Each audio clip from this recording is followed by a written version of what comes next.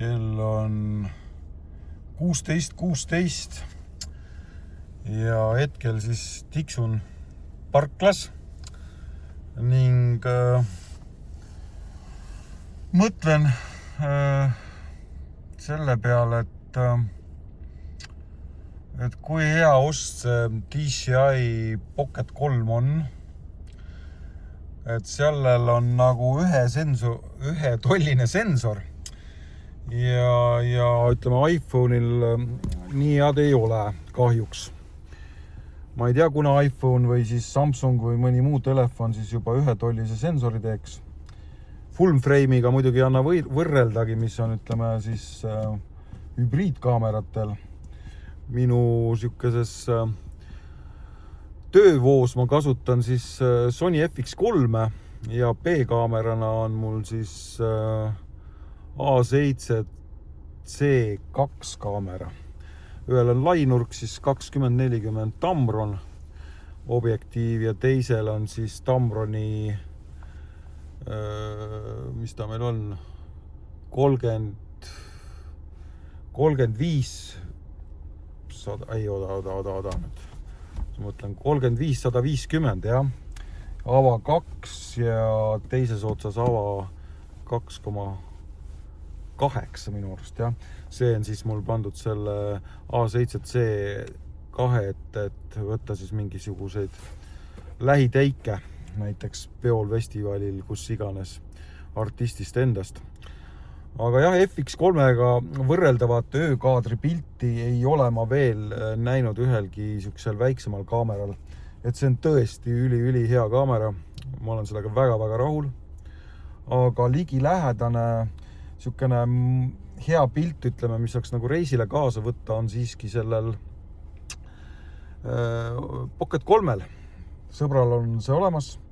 Katsetasin, vaatasin flat pilti, vaatasin üleüldist päevast pilti ja pean nentima, et meeldis. Küll ei meeldinud, aga YouTube'is osad videod, kus see pööratav ekraan väidetavalt 200 korra peale umbes enam ära ei lukustu ja tekib mingisugune issue. Ehk siis seal on sellest palju juttu, inimesed parandavad seda juuksekummiga ja nii edasi, et see on veidikene draama. Ja teades, et Pocket 4 peaks kohe tulema, siis ma nagu ei tahaks osta seda, aga fakt on ka see, et esimesed kaamerad on alati jah, nende beebivigadega ja ma ei taha olla see, kes on siis selle kaamera beebivigadega ostnud ja siis hakkan supporti vahet töllerdama. Ilmselgelt on ta kindlasti paremate näitajatega. Ma arvan, et kõige õigem on ikkagi see Pocket 3 soetada ja kasutada 1,5 aastat või veidike peale. Siis võtta turult, mis turult võtta saab, selle eest veel järelturul selle kaamerast. Maksta veits juurde ja osta siis Pocket 4 või jääda siis ootama juba Pocket 5. Et selline käik on, et mul mälukaart on 512 SanDiski Extreme Pro Micro SD ja üks Insta362-56 on ka. Üks terane vedeleb ka, aga terast ma ei saa panna minu teada. Võib-olla saab ka Pocketile panna, ma ei ole vaatanud seda. Tegelikult peaks vaatama, uurima selle kohta ka veidik, et sellega probleemi ei ole. Küll, aga ma ei taha osta seda versiooni, kus on siis kombo, kus on DJI Mikker veel eraldi kaasa pandud. Mul on see endal olemas ja Mic 2 ning mõlemad 2 mikrit ja vastuvõtja. Ehk siis seda kombo versiooni mul tegelikult reaalselt vaja ei ole. Küll aga pakub huvi siis hullult see aku, mis seal on. Aga see aku maksab 69 €, siis on jälle mõtlemise koht.